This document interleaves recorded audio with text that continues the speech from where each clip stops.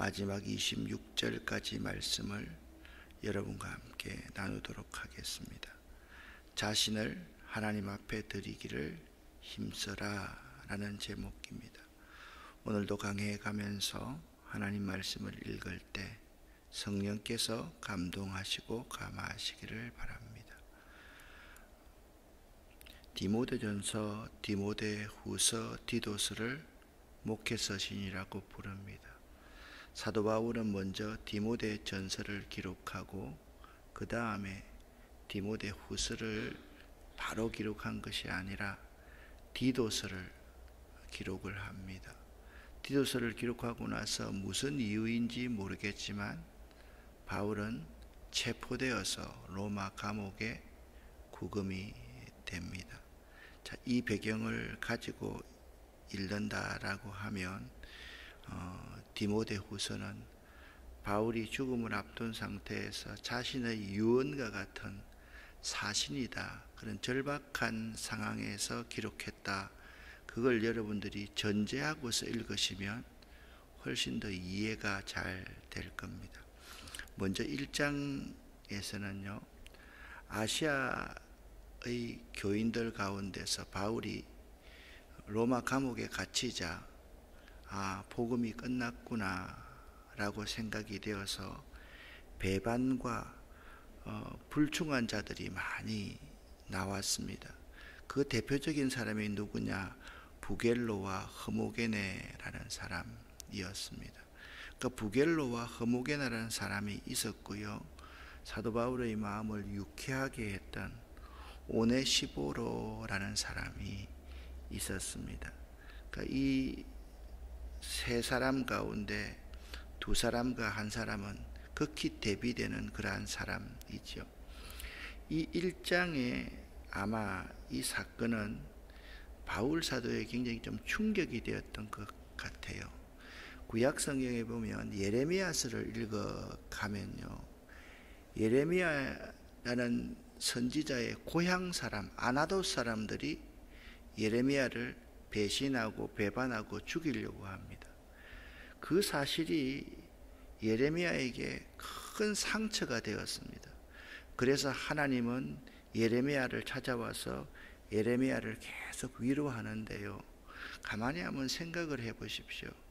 자신이 목회하고 있던 그 아시아에 있던 교회 교인들이 자신이 감옥에 갇히면 죄 때문에 감옥에 갇힌 것이 아니라는 걸 누구보다도 잘 알면서 그들이 뿔뿔이 흩어져 버린 거예요. 그들의 수장격이 되는 부겔로와 흐모게나라는 사람 그들을 생각하면 얼마나 마음이 쓰리고 아프겠습니까? 저는 디모데후서를 신약 가운데 굉장히 좋아합니다. 왜냐하면 목회를 이렇게 하다 보면요, 이렇게 헤어짐, 떠나버리는 것, 거기에 대한 상처들이 목회자들한테 참 많이 있습니다. 특별히 정말 사랑하고 애정을 베풀었던 그러한 사람들이 섭섭한 것도 있고 교인들 간의 관계도 있고 그렇겠지요. 한마디 말도 없이 그냥 가버리고 연락이 없고 그렇게 할 때는 참 마음에 트라우마 같은 것들이 사실 생깁니다. 그런 상황에서 이 오네시보로라는 사람, 디모데라는 제자, 이 사람들은 바울에게 엄청난 큰 위로가 되었을 겁니다. 2장에서는 이것을 전제하고서 하는데 복음 사역자가 지녀야 될 마땅한 태도에 대해서 이야기를 합니다. 세 가지 은유를 사용하고 있는데요, 군사는 모집한 자를 기쁘게 해야만 한다. 경기하는 자는 법대로 경기해야만 한다.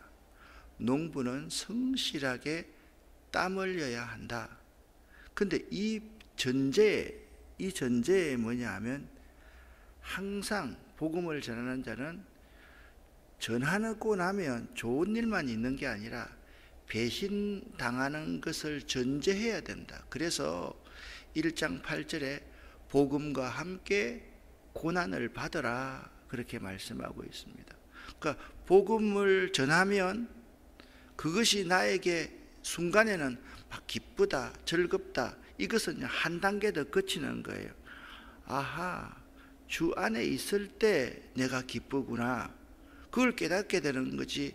복음을 전하고 나면 그 대가는 이 땅에서는 고난과 함께 복음을 전할 수밖에 없다라는 사실입니다. 자, 이것을 전제하고서 오늘 9절과 10절을 읽으면 9절과 10절의 제목을 제가 바울이 참는 이유라고 그렇게 정해 봤습니다. 9절과 10절을 같이 한번 쉬운 번역으로 읽어 보겠습니다.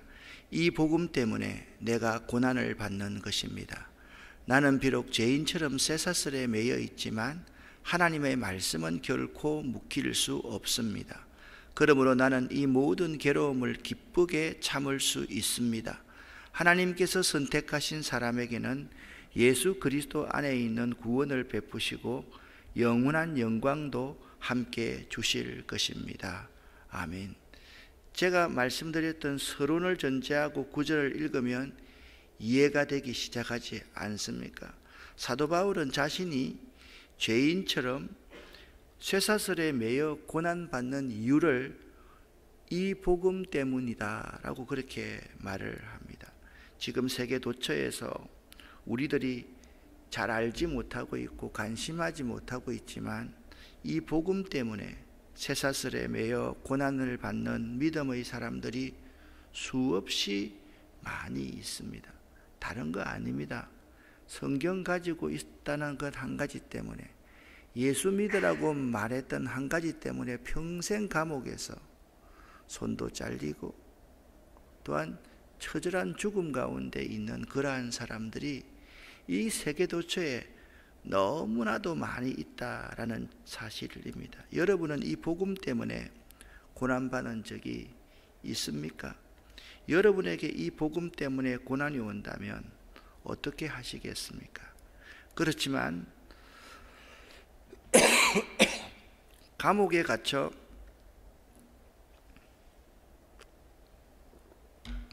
고난을 당하고 있는 사도 바울은 확신을 가지고 이렇게 말을 합니다. 그러나 하나님의 말씀이 감옥에 갇혀 있는 것은 아닙니다. 나는 비록 감옥에 갇혀 있지만 하나님의 말씀은 감옥에 갇혀 있는 것이 아닙니다 라고 말을 합니다. 이 말의 의미는요, 로마 감옥에서 사도 바울이 자유롭게 복음을 전할 수 있다, 이게 아니고요, 내가 아니면 복음은 능력이 있기 때문에 다른 사람을 통해서라도 복음 전파가 계속될 것임을 시사하는 말씀입니다. 사도 바울은 참 대단한 사람입니다.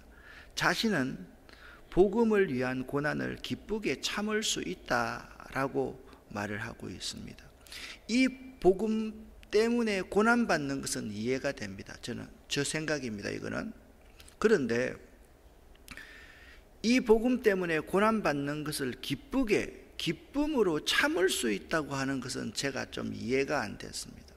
복음 때문에 인상 쓰면서 왜 이래 나는 좋은 일 했는데 왜 이래, 이 정도까지는 될 수 있는데 이 복음 때문에 고난받는 것을 기쁘게 여겨서 참을 수 있다, 이것은 쉽지 않다라는 생각이 들었기 때문에 그렇습니다. 이것은 하나님을 진심으로 사랑하는 믿음이 아니면 결코 가능한 것이 아닙니다. 빌립보서 4장 4절에 보면요, 에베소서, 빌립보서, 골로새서, 빌레몬서 이 네 책이 옥중 서신 아닙니까? 바울이 감옥에서 적었던 서신인데 여기에 답이 있습니다. 주 안에서 항상 기뻐하라. 주 안에 있으면 항상 기뻐할 수 있다라는 것입니다. 진정한 기쁨은 주님 안에서만 가능합니다. 예수 안에서만 가능합니다. 말씀 안에서만 가능합니다. 성령 안에서만 가능한 것이죠. 그리고 10절 말씀에 의하면 바울이 기쁨으로 이 고난을 참을 수 있는 이유를 이렇게 설명하고 있습니다. 10절을 같이 한번 읽어보겠습니다. 그러므로 나는 하나님께서 뽑으신 사람들이 그리스도 예수를 믿고 구원과 영원한 영광을 얻기를 바라는 마음으로 이 모든 것을 참고 있습니다. 아멘. 여기서 참 중요한 말씀이 하나님께서 뽑으신 사람이라는 거예요. 많은 사람 중에 하나님께서 딱 선택해서 뽑으신 사람들은 예수 믿고 구원과 영원한 영광을 얻기를 바라는 마음이 나한테 있었다는 거예요. 그러니까 내가 이들에게 예수 믿고 구원 얻는 것, 이것을 전할 수만 있다면 나는 어떠한 고난을 받아도 상관이 없다. 이분이 믿고 구원받는 것, 그것으로 말미암아 내가 기뻐할 수 있다. 그렇게 말하고 있는 것입니다. 사실 사도 바울은 그런 삶을 살았지 않습니까? 주님 안에 있는 사람은 성령께서 주시는 바라는 마음이 있습니다. 바람이 있습니다. 성령이 원하시는 것을 이루고 싶은 마음이 이런 바라는 마음 아닙니까? 나는 복음 때문에 고난당하고 싶지 않습니다. 우리는 복음 때문에 고난당하는 것을 기뻐하지 않습니다. 그러나 성령께서 이 영혼이, 이 무리들이 구원받고 영광을 얻기를 바라는 마음을 나에게 부어주시는 거예요.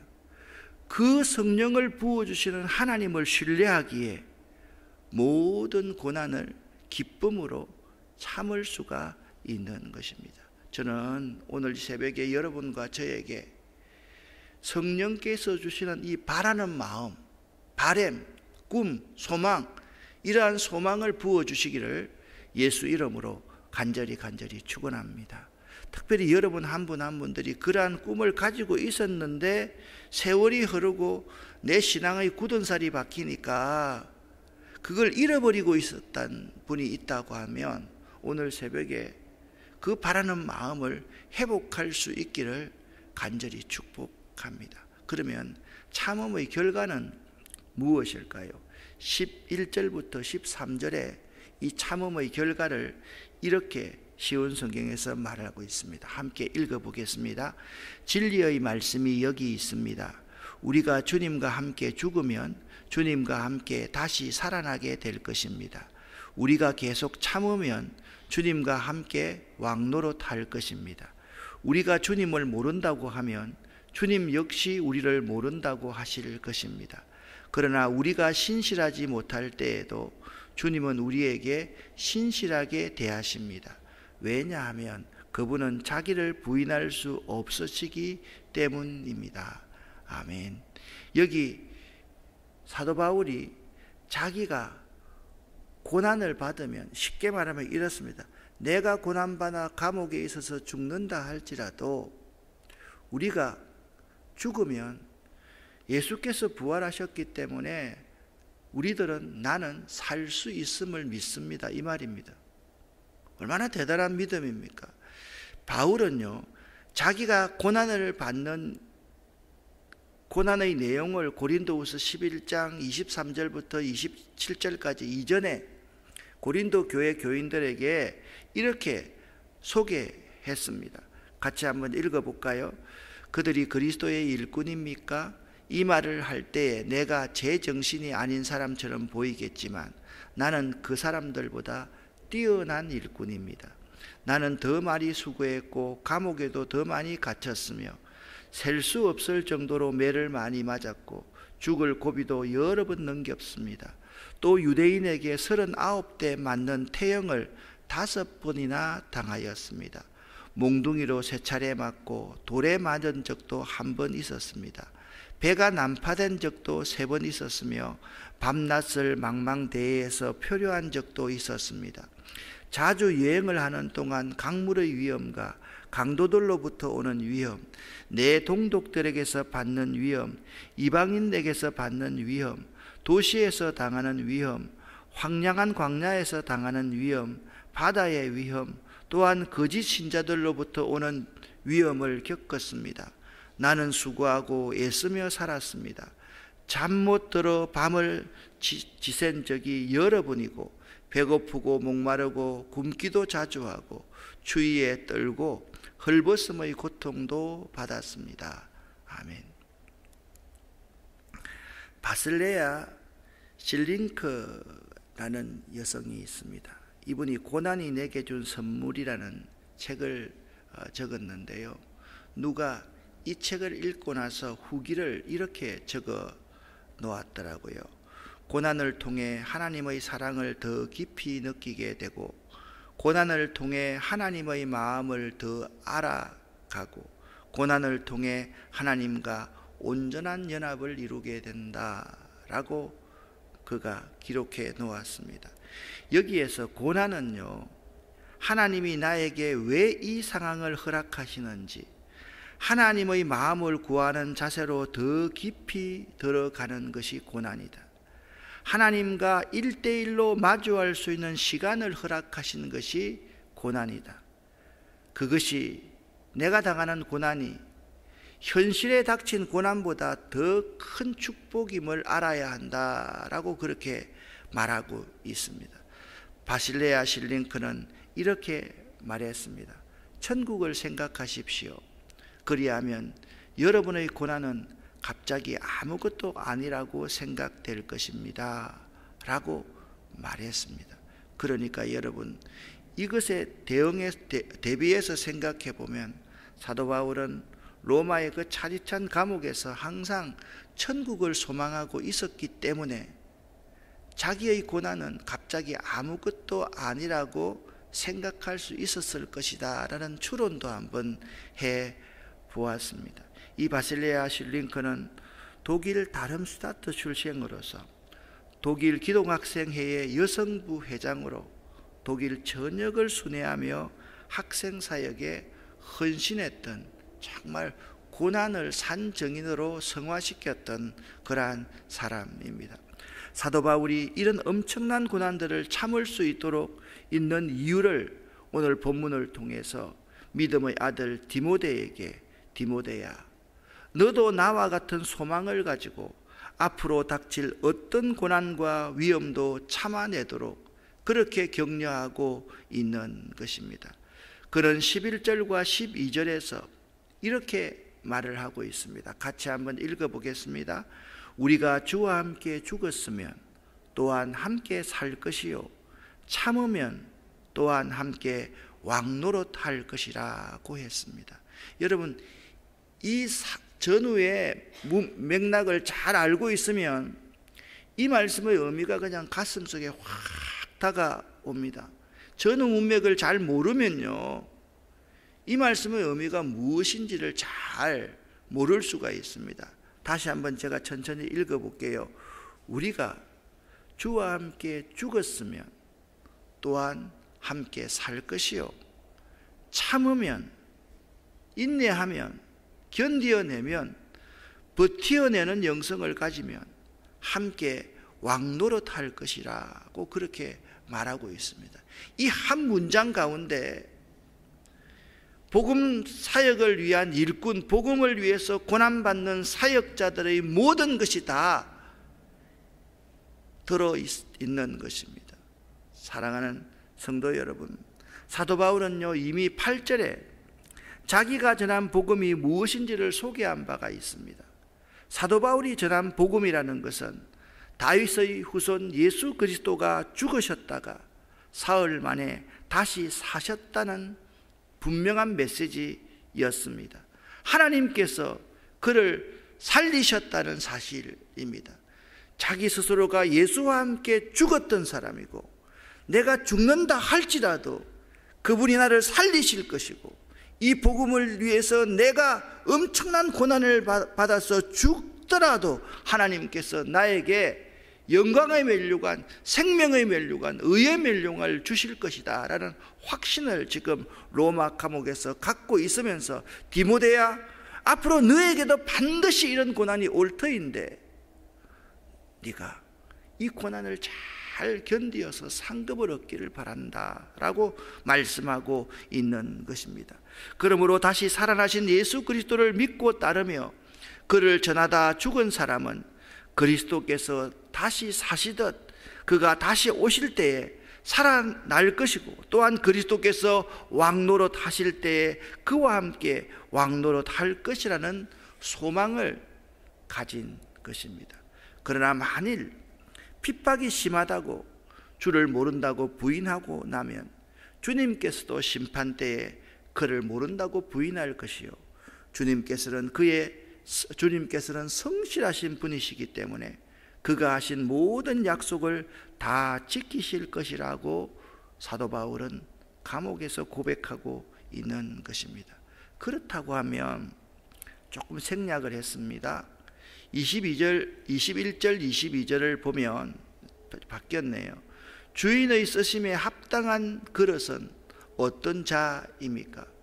20절 21절 말씀을 보면 큰 집에는 금그릇과 은그릇뿐 아니라 나무그릇과 질그릇도 있어 귀하게 쓰는 것도 있고 천하게 쓰는 것도 있나니, 그러므로 누구든지 이런 것에서 자기를 깨끗하게 하면 귀히 쓰는 그릇이 되어 거룩하고 주인의 쓰심에 합당하며 모든 선한 일에 준비함이 되리라 라고 말씀하고 있습니다.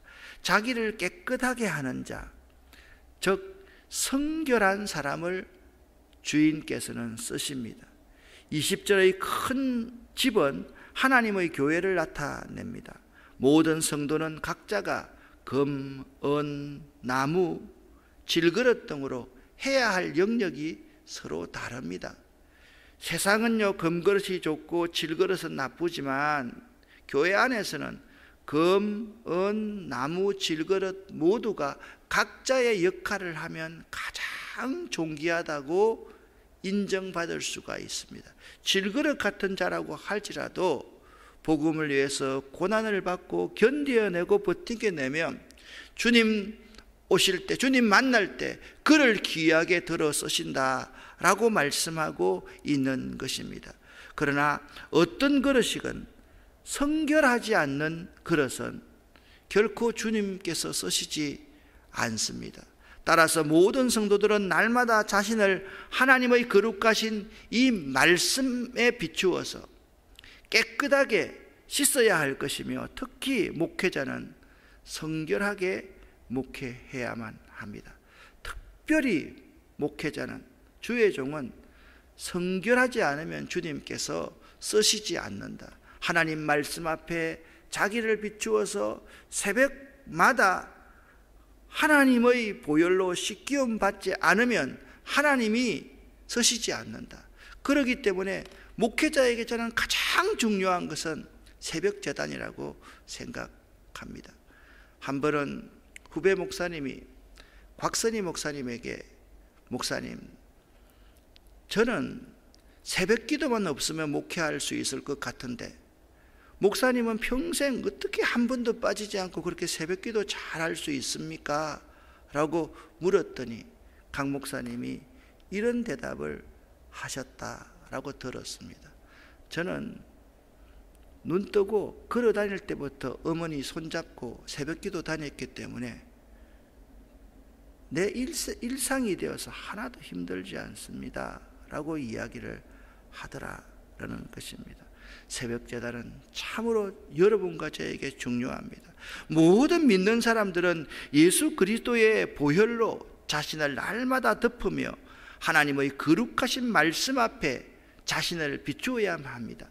그래서 예수의 보혈로 날마다 자신을 덮고 거룩하신 말씀 앞에 자신을 비추는 시간, 그 시간이 바로 이 시간이고, 여러분이 하는 콰이어트 타임 그 시간이고, 말씀 앞에서 여러분이 기도하는 그 시간임을 기억할 수 있어야만 합니다. 이제 마지막으로 사도 바울은 감옥에서 믿음의 아들 디모데에게 주의 종의 자세에 대해서 가르치고 있습니다. 주의 종은 먼저 가르치기를 잘 해야만 합니다. 즉 자신에게 맡겨진 성도들에게 진리의 말씀을 잘 전달해 주어야 하며, 특히 그릇된 것에 대해서는 지적하고 바로잡는 일도 해야 하는 것입니다. 주의 종이 말씀 사역이 우선순위가 아니면 그 사람은 게으른 사람입니다. 말씀을 전하는데 위에 올라와가지고 메모 몇 개 해가지고 했던 말 또 하고 했던 말 또 하는 주의 종들은 게으른 종입니다. 주의 종은 가르치기를 잘해야 한다. 이것은 테크닉이 좋아야 된다는 말이 아닙니다. 성실하게. 우리가 지금 전에 나왔지 않습니까? 농부처럼 성실할 수 있어야 된다. 또한 주의 종은 성품이 온유해야만 합니다. 그리하여 그 온유한 성품으로서 다툼을 일으키지 않아야 하고 인내할 줄도 알며 심지어 거역하는 자라도 돌이켜서 회개시킬 정도가 되어야만 합니다. 여러분, 온유가 뭔지 아십니까? 온유가 구약 성경에서 한 성질하는 사람이 있습니다. 누굽니까? 모세입니다. 모세는요, 백성들이 까부니까 그 앞에서 집어 던져버렸습니다. 그런데 모세를요, 지면에 가장 성한 사람, 온유한 사람이다, 그렇게 언급하고 있습니다. 온유라는 원어가 뭔지 아십니까? 야생마 같은 사람, 길들이지 않는 야생마 같은 사람이 주인을 잘 만나서 길들여질 때 그것을 온유다라고 그렇게 말을 하는 것입니다. 주의 종은요, 이전에 그의 성품이 어떻든 간에 주인의 길을 잘 들여서 주인에게 합당하고 주인에게 기쁨을 주는 군사와 같은 자가 되어야지 그가 주의 종이라는 거예요. 거역하는 성도가 있습니다. 그래, 잘라버려야지. 주의 종일 수가 없습니다. 거역하는 성도라 할지라도 돌이켜 회개시킬 정도가 되어야지 그가 온유한 성품을 지녔다라고 말을 할 수가 있는 것입니다. 예수님께서는 자신을 친히 가리켜서 나는 마음이 온유하고 겸손하다라고 하셨습니다. 사랑하는 성도 여러분, 어저께 여러분이 제 동영상에 반응을 했을 때 제가 이 그림을 보냈습니다. 왼쪽이 예수님께서 낮아지심으로 제자들의 발을 씻기는 장면이고, 오른쪽 그림이 비하, 낮아짐에 대한 그림입니다. 낮아지는 것이 높아지는 것이다. 여러분 한 분 한 분들이 주를 위해서, 이 복음을 위해서 고난을 기쁘게 받으실 수 있기를 예수 이름으로 간절히 축원합니다. 기도하겠습니다. 하나님 아버지여, 감사합니다. 말씀 한 절 한 절을 깊이 묵상하고 그 의미를 알면 이 말씀이 나에게 생명의 말씀으로 고백되어짐을 이 새벽에 발견합니다. 하나님 아버지, 이 복음을 위해서 고난을 기쁘게 받을 수 있는 바램, 그 바램을, 간절한 바램을 저희에게 허락하여 주시옵소서. 하나님, 하루 이틀 시간이 지나가면서 우리 김유경 집사님, 어머니 권사님과 아버님 집사님이 생각이 납니다. 30대 중반에 딸을 보내고 얼마나 마음이 어려우시겠는지 참 많이 공감이 됩니다. 오늘 새벽 그 홍 권사님과 사랑하는 김 집사님을 축복하며 기도합니다. 그들에게 하나님 은혜와 위로를 허락하여 주시옵소서. 예수 그리스도의 이름으로 축복하옵고 간절히 기도 올립니다.